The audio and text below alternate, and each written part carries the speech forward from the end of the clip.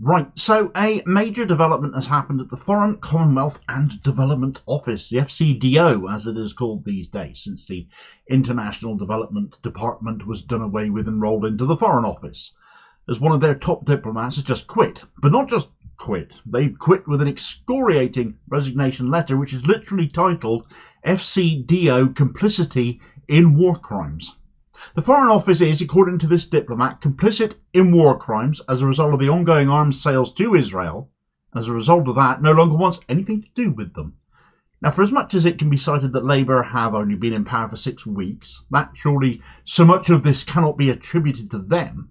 The trigger for this resignation boils down to those arms sales. Arms sales which Labour said they were going to stop, and yet have instead continued. Therefore, in this instance, despite them only being in power for 6 weeks, it has literally only taken them this long to trigger this resignation. And just to underline Labour's fault in all of this, that this is on David Lammy, it's his department as much as it should be on our control freak of a Prime Minister Keir Starmer. If you're wondering why you've heard nothing about this story, it's probably in no small part because the mainstream media are completely ignoring it. Why is that? Right, so this is devastatingly bad news for Labour. It can't be understated, frankly, for Keir Starmer and David Lammy especially. As a senior British diplomat, a guy called Mark Smith has resigned over Labour's failure to ban arms sales to Israel. And if you haven't heard of this guy, haven't heard of this story, going around social media is actually the only place you could find it, as it happens. And of course, if it doesn't pop up in your feed somewhere, it's not something you're going to know about to actually look for on social media at that. At least not before someone like me points it out to you, of course. But if you were to Google this story right now, the top 3 news stories to come up about it relate to articles published by Action Against Armed Violence, the Scottish Herald and Squawkbox. No national mainstream media have touched this story with a barge pole, and it's now been, at time of writing, 15 hours since this news broke. You'd figure at least one big title would have mentioned this, wouldn't you? At any rate, Mark Smith is a man of significant experience in foreign affairs. He's worked at the Department of International Development since the time of the last Labour government.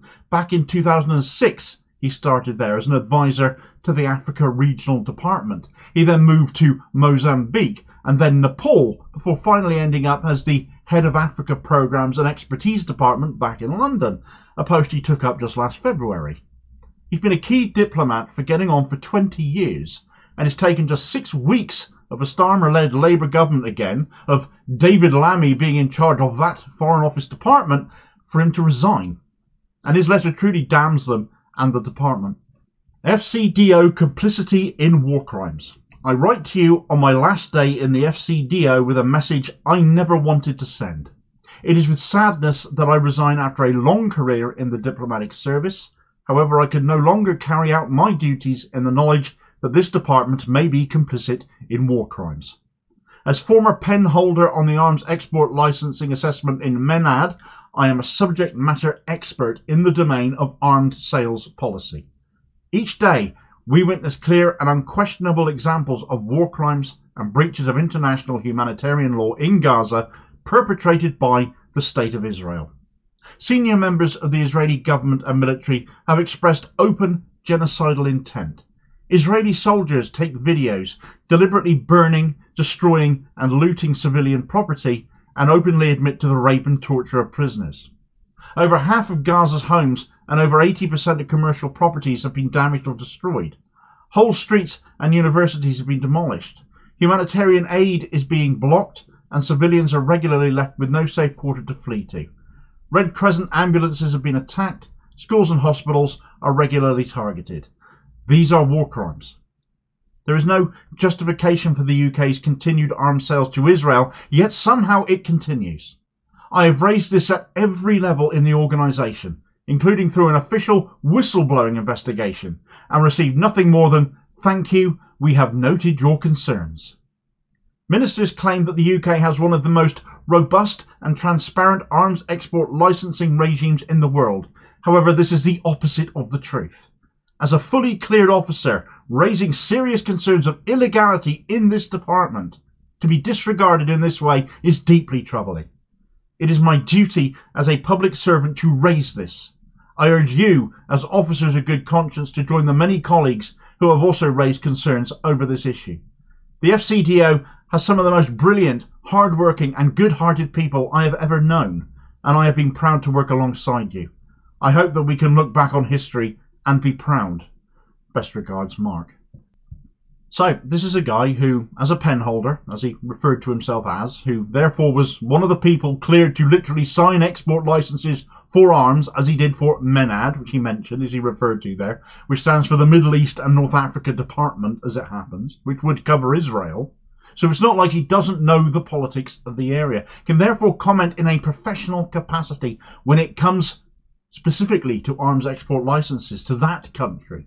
And so when he says the FCDO do not have a robust and transparent export licenses regime, I'm very, very inclined to take the word of this guy who literally used to sign them, who has worked in that department under several different governments on such matters when it pertains to any nation, but especially Israel.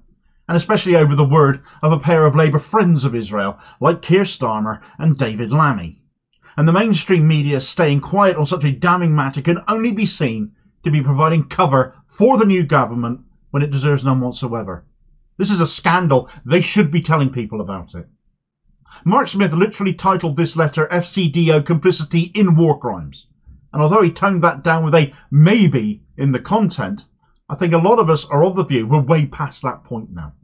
What excuse does the government have for not banning arms sales already? And indeed, in light of Mark Smith's resignation, what are their excuses to continue them?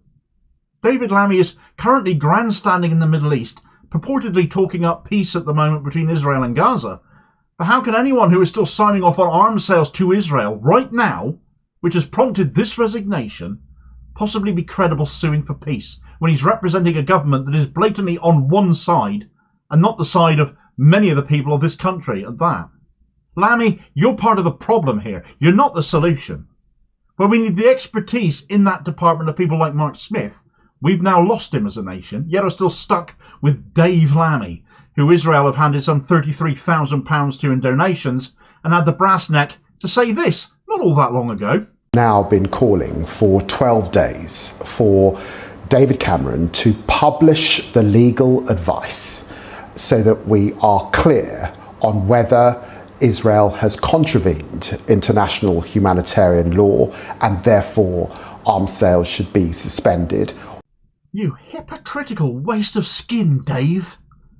Not only did you never publish the legal advice Cameron got, allegedly unable to for some legal reason or other, former government and all of that, but any legal advice you yourself have received since, you haven't published either. And nor have you suspended arms sales as we were expecting at one point. Why did you U-turn on that? The fact is, we don't know. We still don't know. Lammy has said a new process has been started to establish the legality of the arms sales. I don't think you need one, Dave. If indeed we believe this excuse anyway, since no details of even the process being followed that is new apparently have been released. The International Court of Justice's provisional ruling in light of the case brought against Israel by South Africa some 8 or 9 months ago now, surely that should be sufficient legal reasoning, don't you think? Certainly good enough for a number of other nations, so why not us? Why is it different for us? The only difference seems to be how much Israeli money seems to end up influencing politicians and ending up in politicians' pockets. Because those are the optics of this, aren't they, Dave? The Prime Minister of Israel currently has an arrest warrant being sought against him, doesn't he, Dave? Didn't stop you skedaddling off to see him at the earliest opportunity to press the flesh with him at all, though, did it, Dave? You came back from that, all of a sudden deciding to continue to try and block that arrest warrant that the Tories had instigated after you visited, didn't you, Dave? You gave Netanyahu reassurances over that as well, didn't you, Dave? That's all been rolled back on now, though, so why do you not do likewise with arms sales too, then, Dave?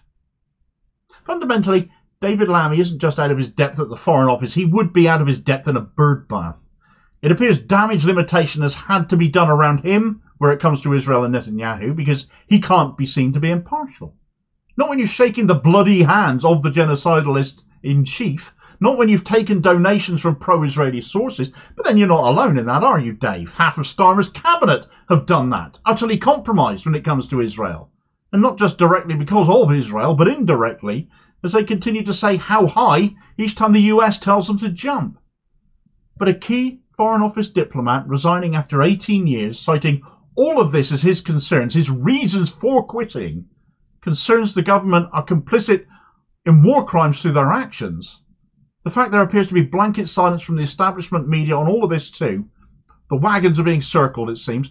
This is hugely damaging, and questions need asking about why the mainstream are ignoring this, but most of all ministers, David Lammy especially when he gets back from being a spare part in the Middle East peace talks right now, must be rigorously questioned as to what the hell is going on in the Foreign Office since you took over. And frankly, David Lammy needs to go, surely. He's clearly got no handle on any of this, has he? Meanwhile, in a further highly questionable move by David Lammy, he's just gone and given a job to the outgoing president of Columbia University, a president who called the police down on pro-Gaza, anti-Israel student protests there, demanding the university stop investing in Israel. I can't imagine what drew the Foreign Office to headhunt her for a job, to head a review. I truly can't. But it's just one more example of how compromised David Lammy seems to be.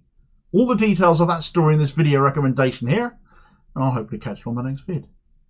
Cheers, folks.